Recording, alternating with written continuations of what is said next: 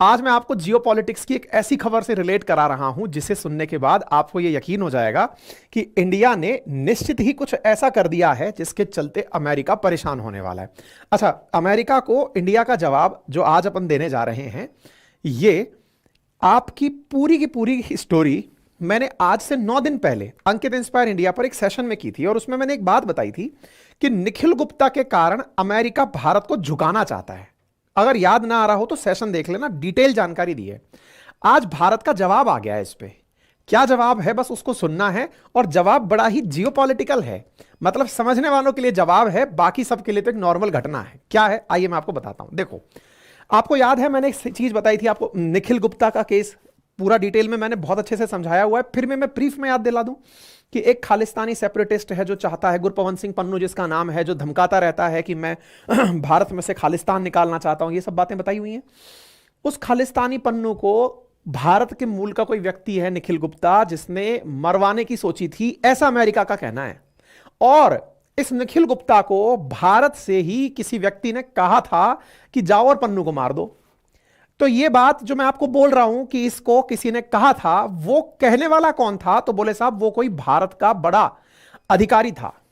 उस भारत के बड़े अधिकारी, ये सब बातें भी कहां से पता चलती हैं? ये बातें पता चलती हैं जब निखिल गुप्ता को अमेरिकी पुलिस पकड़ करके अमेरिकी कोर्ट में पेश करने जाती है। इस पर मैंने आपको प्रॉपर तरीके से जानकारी दी है कि किस प्रकार से न्यूयॉर्क सिटी कोर्ट में ले जाया जाता है निखिल गुप्ता को। और जो चार्जशीट यहां पेश की जाती है उसके अंदर यह बात मेंशन की जाती है कि निखिल गुप्ता को कोई CC1 नाम का व्यक्ति है जो अपनी तरफ से, जो इंडियन गवर्नमेंट में एक फील्ड ऑफिसर के नाम पर विराजमान है, और उसने ही निखिल गुप्ता को यह इंटेलिजेंस दी थी कि भाई तुम इन्हें मार दो, और अगर तुम पन्नू को मार देते हो तो मैं तुम्हारे ऊपर लगे हुए चार्जेस हटा दूंगा, तुम्हारे ऊपर कुछ रहम बरत दूंगा। ठीक है, यह जानकारी मैंने आपको बहुत पहले दी थी।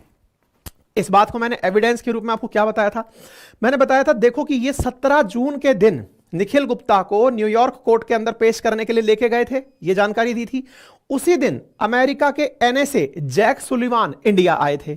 मतलब एक तरफ निखिल गुप्ता जा रहे हैं और एक तरफ जैक सुलिवान इंडिया आ रहे हैं, और आकर के NSA मतलब अपने अजीत डोभाल साहब जैसे इंडिया के लिए हैं, ऐसे इनके ये यहां आए, आकर PM से मिले, भारत के मंत्रियों से मिले, और आकर के उस समय इन्होंने भारत के नेताओं से बातचीत की। लेकिन इस आदमी का यहां आना संदेह के घेरे में आ गया, क्योंकि यह उस समय आया जब निखिल गुप्ता की चार्जशीट कोर्ट में पेश हो रही है और पूरी देश और दुनिया में, इंडिया, कनाडा, अमेरिका, इन तीनों के बीच में जो खालिस्तान को लेकर के माहौल बना हुआ है, खालिस्तानी सेपरेटिस्ट को लेकर के माहौल बना हुआ है, उस पर सबकी नजर है। यह व्यक्ति जब यहां आया था तब मैंने आपको कहा था कि इसका आना अल्टीमेटली भारत पर प्रेशर क्रिएट करने की एक टैक्टिक है। वो ये जानना चाहता है कि सर अगर कहो तो दुनिया के सामने बता दूं कि आपका वो फील्ड ऑफिसर कौन है। अब अगर भारत नहीं चाहता कि मैं उस फील्ड ऑफिसर को बताऊं कि वो कौन है, तो ऐसी स्थिति में मैं आपसे चाहूंगा कि भारत यूक्रेन रशिया मामले में, अमेरिका जिस तरह से यूक्रेन का साथ दे रहा है, पीस समिट में भारत भी उस तरह से यूक्रेन का साथ दे। अगर आप चाहते हो कि हम भारत के साथ खड़े रहें, ये जैक सुलिवान अंदर ही अंदर बतियाया होगा कि अगर आप चाहते हो कि अमेरिका भारत के साथ खड़ा रहे, तो इसके लिए जरूरी है कि आप हमारे पक्ष में कुछ कार्य करें। क्योंकि भारत ने इन दिनों बहुत कुछ कर दिया है। क्या कर दिया है? जो अमेरिका के एकदम अगेंस्ट में दिखाई दे रहा है। उदाहरण के लिए समझिए, अगर आपको याद हो तो मतलब ताजा ताजा उदाहरण ही मैं आपको देना चाहूंगा।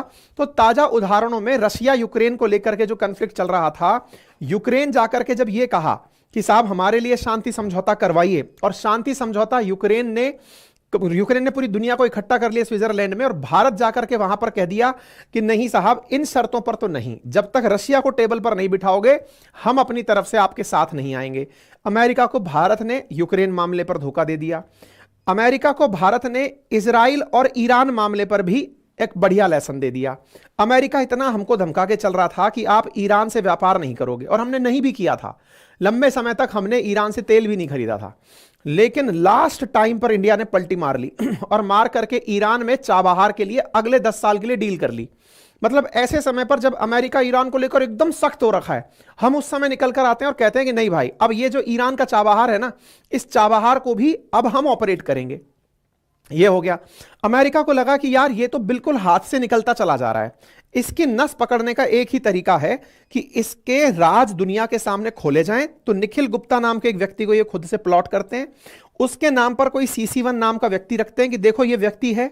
जैक सुलिवान आके बताते हैं कि देख लो भाई, आप चाहते हो कि मैं उसका नाम उजागर ना करूं तो देख लो, अदरवाइज तो फिर जो देखा जाएगा वो होगा।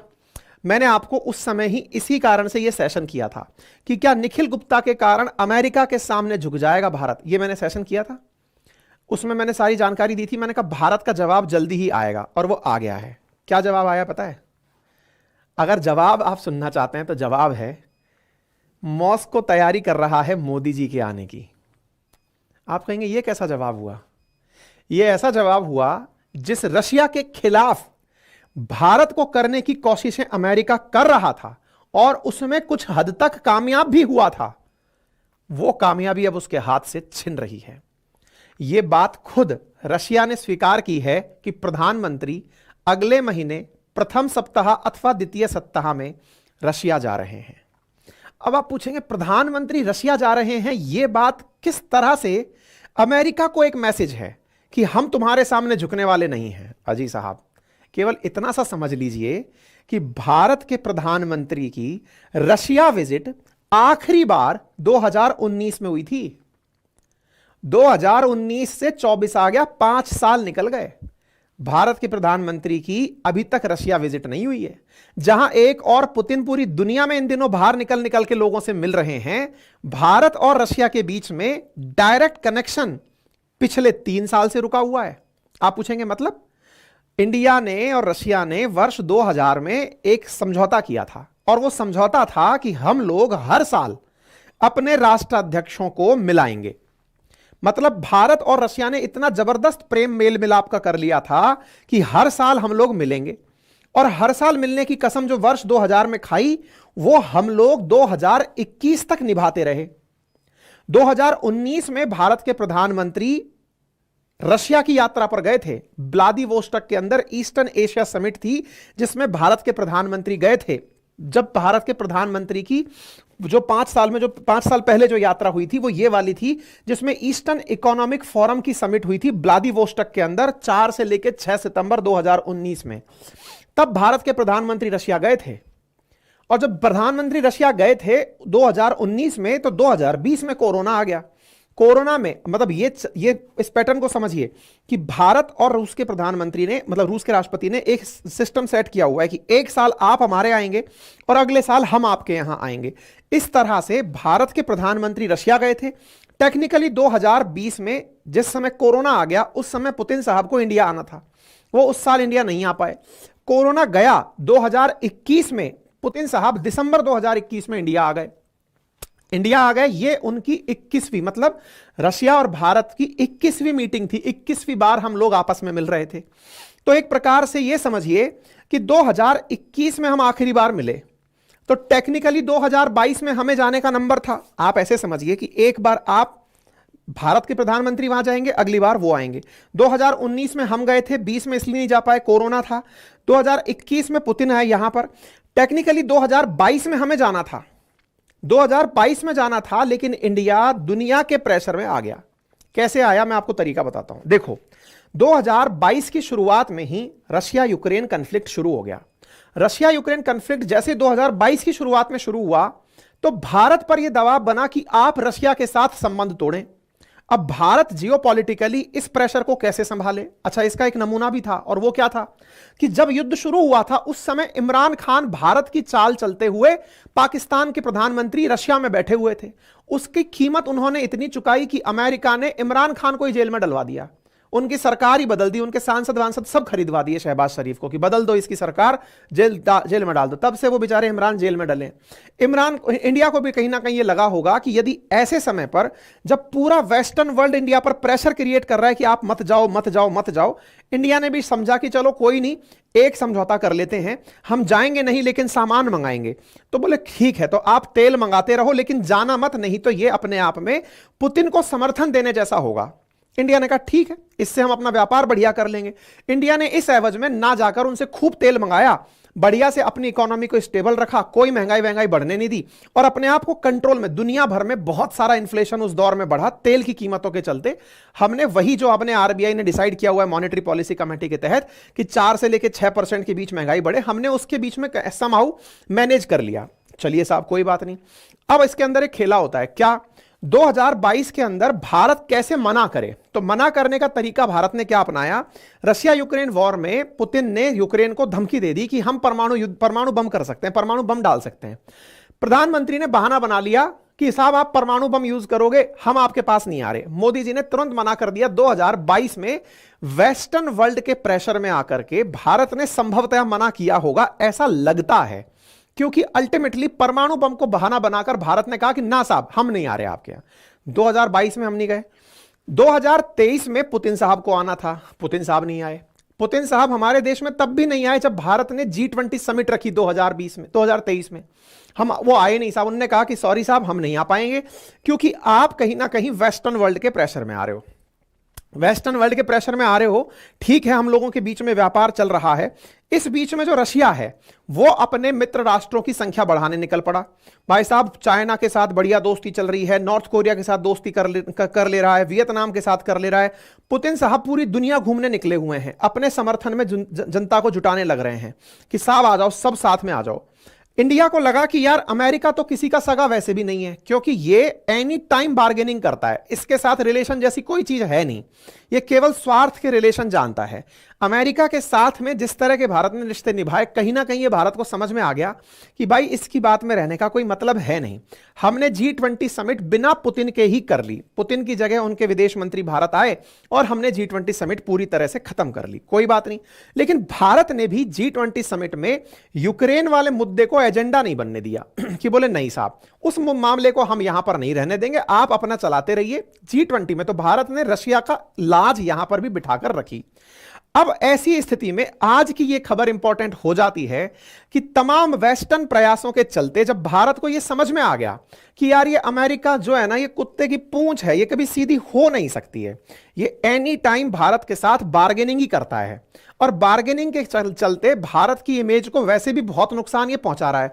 आप सोचो कि कनाडा जैसा जो नासूर बन चुका है, वो कनाडा मतलब ये समझिए कि भारत के तमाम प्रयासों के बावजूद लगातार बढ़ावा देता जा रहा है उस सेपरेटिज्म को जो भारत की एकता और अखंडता के लिए बहुत घातक है।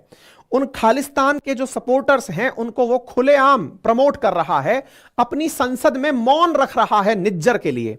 उसकी पहली जो डेथ एनिवर्सरी थी उस पर संसद में उसको इस तरह से ट्रीट किया गया, जो स्पेशली इस बात का घोतक था कि कहीं ना कहीं कनाडा इस बात को दिमाग में बिठा चुका है कि सिख सेपरेटिज्म को बढ़ावा देकर भारत को तोड़ा जाए।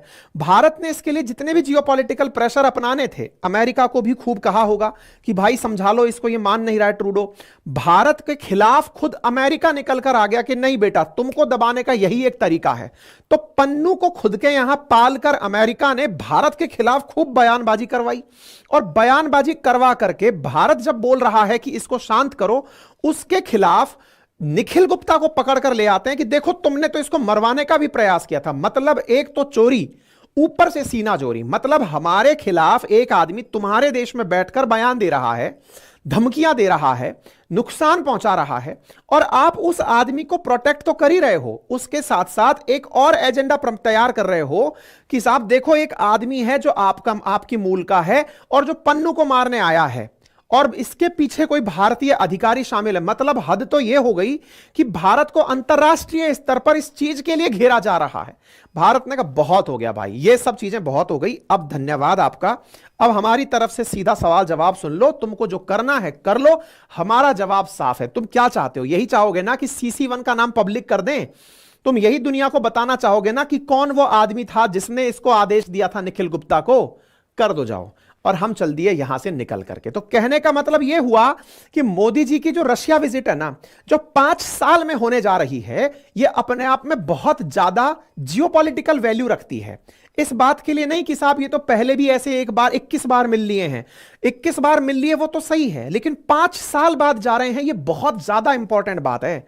ये इतनी इंपॉर्टेंट बात है कि बाइडेन आके पिछले साल गए हैं और पुतिन से हमारी मुलाकात नहीं हो पा रही है। तो ऐसी स्थिति में प्रधानमंत्री की तरफ से वहां जाने की जो सूचना है वो रशिया हमको दे रहा है, दुनिया की मीडिया छाप रही है कि मोदी जी रशिया जाने वाले हैं। अब यह भारत का मैसेज था जो अमेरिका को पता चल गया, यानी कि भारत झुकेगा नहीं। तो अब आपके दिमाग में सवाल आएगा, इसका मतलब तो सर फिर अमेरिका अगला स्टेप उठाने के लिए तुरंत तैयार रहेगा। इसका मतलब जो CC1 के बारे में आपने बात कही थी वो तो जल्दी ही आने वाली है। मैंने कहा आ गई कैसे, आइए आप खबर देखिए। यहां पर 26 जून की खबर आप देख रहे हैं, wait to decline comment until publicly confirmed by the government in question. इधर तो न्यूज निकलकर आती है कि मोदी जी रशिया जा रहे हैं, उधर अमेरिका स्पोक पर्सन बाहर निकलकर आ जाते हैं और कहते हैं कि भारत ने पन्नू के मामले में भारत सरकार से बात, अमेरिका ने पन्नू के मामले में भारत सरकार से बात की है और हम वहां पर सरकार से पूछताछ कर रहे हैं। मतलब साथ आ गया सामने। हम आपको पहले कह दिए थे 17 जून को जैक सुलिवान यहां आया है, दिखा रहा है कि ICET के लिए आए हैं, वो केवल दिखावा है। NSA लेवल का आदमी इंडिया आया है तो वो जांच के लिए आया है और उस जांच के लिए आए आदमी ने भारत सरकार से पूछताछ करी है और पूछताछ में उसने कहीं ना कहीं यही वाली बात करी होगी और ये बात इनके मुंह से बाहर आ गई कि सरकार से पूछताछ चल रही है। इसी बीच में इनके पर जो विदेश मंत्री हैं उनका भी बयान बाहर आ जाता है साहब, और वो क्या कह रहे हैं, कल का ही बयान है, आप देख लीजिए। ये कह रहे हैं कि इंडिया में हेट स्पीच बढ़ रहे हैं, इसे लेकर हम बड़ा कंसर्न फील कर रहे हैं। अरे हम सब समझते हैं भाई, अब तुम्हें हेट स्पीच भी दिखाई देगा, थोड़े दिन में तुम्हें फ्रीडम ऑफ प्रेस भी दिखाई देगा, तुम्हें थोड़े दिनों के अंदर लोकतंत्र खतरे में दिखाई देगा, तुम्हें सब कुछ दिखने लगेगा, क्योंकि तुमको समझ में आ गया कि इंडिया के साथ जो भी करने का प्रयास किया साथ मिलाने के लिए, लेकिन तुम्हारे दोगलेपंथी के चलते इंडिया तुम्हारे हाथ से निकल गया। 5 साल से जो भारत को रोकने का तुम्हारा प्रयास था ना, वो धरा रह गया, इंडिया निकल लिया। इस वाली बात को अगर आप समझ गए हैं तो एक बार थम्स अप कर दें। जियोपॉलिटिक्स में अगर आपको यह सेंस क्रिएट हो गया, जैसे हम में से बहुत सारे लोग तुरंत इस बात पर रुदन करने लगते हैं कि देखो अमेरिका कह रहा है कि इंडिया में हेट स्पीच चल रही है। अरे 140 करोड़ लोग रहते हैं भारत में भाई, मोस्ट डाइवर्स कंट्री है इंडिया वर्ल्ड का। इतने तरह के लोग, इतनी नस्ल के लोग, इतनी तरह के धर्म मानने वाले, जाति मानने वाले, रंग वाले, भाषा वाले, क्षेत्रीयता वाले लोग रहते हैं। तो इतने सारे लोग जब रहेंगे तो कुछ ना कुछ तो यार, घर के अंदर 5 सदस्य रहते हैं तो झगड़े हो जाते हैं। तो इतना बड़ा कंट्री है तो सब लोगों के बीच में कुछ भी ग्रीवांसेस होंगे तो सेटल भी होंगे, हमारा अपना मामला है। लेकिन तुम अंकल सैम हो, बोलने की तुम्हें आदत है, तो तुम बोलकर जाओगे और बोलकर भारत को दुनिया के सामने बताना चाहोगे कि देखो क्या हो रहा है। लेकिन अब लोग समझने लग रहे हैं। एक जबरदस्त बात मैं आपको बताता हूं, मैं जितने भी सेशन अमेरिका के खिलाफ करता हूं, मतलब जिसमें अमेरिका की कोई पोलपट्टी खोलता हूं, यूट्यूब मेरे सेशंस को खट से डाउन कर देता है। अभी 3 दिन पहले भी मैंने अमेरिका के खिलाफ एक सेशन किया था, यूट्यूब ने उसको दबा ही दिया। एक वो वाला जो सेशन किया था जिसमें रशिया के ऊपर आतंकी हमला हुआ था, उसमें हमने सब कुछ हटा दिया, उसके बावजूद उसको उठने ही नहीं दिया, क्योंकि रूस लेगा बदला, हमने ये टाइटल डाल दिया था, दबा दिया उसको। खैर कोई नहीं, आप में से जितने लोगों ने सुन लिया और जितनी देर सुन पाते हो सुन लेना। अगर ये बात समझ में आ जाए तो साथियों से साझा कर देना। चैनल पर नए हो तो सब्सक्राइब भी कर ही लेना, क्योंकि बार बार सब्सक्राइब का कहना भी ठीक नहीं लगता है। लेकिन हाँ, आपको अगर ये एनालिसिस समझ में आ रहा है तो अपनी तरफ से बात रख देना, ठीक है। तो भारत की तरफ से भारत जा रहा है, जाएंगे तो क्यों ही जाएंगे, तो सबको पता है कि हम तो दुनिया को यही बताएंगे कि साहब ये तो हमारी एनुअल समिट है, इसके लिए जा रहे हैं। लेकिन दुनिया भी समझती है कि 5 साल तक जिस चीज के लिए नहीं गए, अचानक तुम चल दिए हो, तो इसका मतलब कुछ तो मामले में गड़बड़ है। खैर गड़बड़ सबको समझानी है, यही तो हमारा असली मैसेज है, ठीक है ना।